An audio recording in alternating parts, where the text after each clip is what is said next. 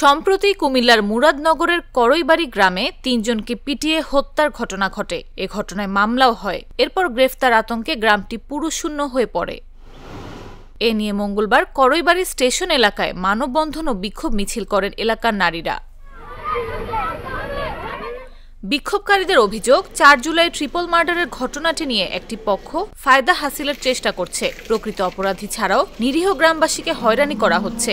এতে করে আতঙ্কে গত ১ মাস ধরে পুরুষশূন্য হয়ে পড়েছে করইবাড়ি গ্রাম।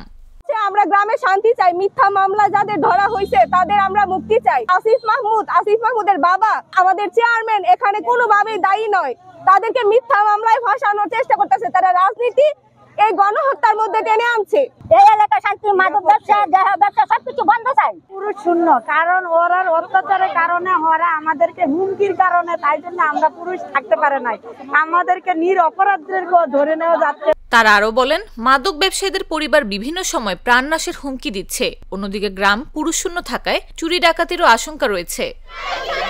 খোঁজ নিয়ে জানা যায়, উপজেলার করইবাড়ি গ্রামে জনরোষের শিকার হয়ে গণপিটুনিতে এক ছেলে ও এক মেয়ে সহ নিহত হন রুবি আক্তার। নিহতের পর রুবি আক্তারের বড় মেয়ে রিক্তা আক্তার ২৫ জনের নাম উল্লেখ করে ও অজ্ঞাত ১৩ জনকে আসামি দিয়ে একটি মামলা করেন। এরপর পুলিশ অভিযান চালিয়ে দেশের বিভিন্ন স্থান থেকে মোট ৯ আসামিকে গ্রেফতার করে। এরপর আসামিদের ৩ দিনের রিমান্ড মঞ্জুর করা হয়। এরপর হত্যায় সংশ্লিষ্টতার অভিযোগে ২৫ নম্বর আসামি শাহ আলম চেয়ারম্যানকে আটক করে ডিবি পুলিশ। ঘটনার পর থেকে পুরো গ্রাম গ্রেফতার আতঙ্কে পুরুষশূন্য হয়ে পড়ে।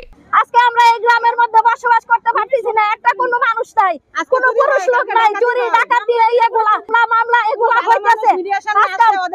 ভালো মানুষ যদি আসে মিডিয়ার সামনে এদেরকে সহ জড়াইতেছে। আজকে কেন আমরা এটার বিচার চাই। এ বিষয়ে মুরাদনগর বাঙ্গুরা বাজার থানার ভারপ্রাপ্ত কর্মকর্তা মাহফুজুর রহমান বলেন, মুরাদনগরের ট্রিপল মার্ডারের মামলাটি জেলা গোয়েন্দা পুলিশ তদন্ত করছে। আমরা তাদের সঙ্গে সমন্বয় করছি।